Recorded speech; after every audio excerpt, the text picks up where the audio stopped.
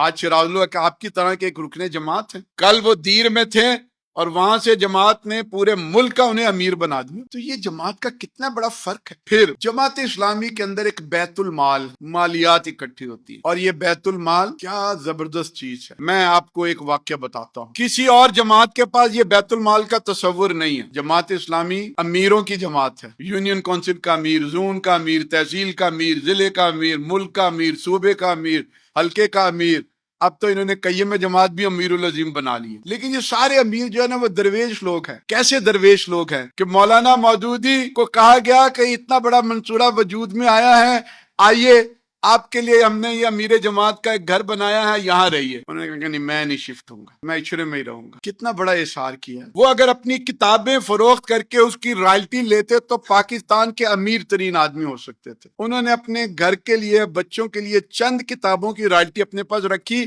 बाकी सारी चीजें जो है वो जमात के बैतुल माल को दे दी। मियां तुफैल मोहम्मद साहब, जिन्होंने जमात की तंजीम को खड़ा किया, कराची से पेशावर तक अरबों रुपए की प्रॉपर्टी बनाई मियां तुफैल मोहम्मद साहब ने। उन्हें बजा तौर पे मेमारे जमात कहा जा सकता है। मियां तुफैल मोहम्मद साहब बैरून मुल्क एक सफर में जमात की तरफ से गए, बाथरूम में कुछ ज्यादा वक्त लग गया, जो मेजबान था वो परेशान हो गया, खैरियत है? बाहर निकले तो पूछा खैरियत थी, पानी ठीक था, कोई मसला तो नहीं था? कहने लगे नहीं, मेरे पास 2 बुनियानें थी, एक बुनियान मैं धो रहा था ताकि वो सूख जाए तो मैं अगली बुनियान जब तब्दील करना चाहूं तो वो कर। अमीर जमात काजी हुसैन अहमद साहब, पेशावर, नौशहरा, बड़े बड़े घर, कोठियां, ताजिर थे, पेशावर चैम्बर ऑफ कॉमर्स के सदर रहे, यूनिवर्सिटियों में पढ़ाते रहे, अच्छे खासे खानदानी तौर पे अमीर जमात मुकर्रर हो गए। तो उन्होंने अमीर जमात की रिहाइशगाह को दारुल ज़ियाफ़ा बना दिया और खुद फ्लैट जो है ना वो जिंदगी गुजार, एक छोटे से फ्लैट में। ये वो बाकी जमातों के सदर और वजीर और उनकी तरह नहीं है, ना बनी गाला में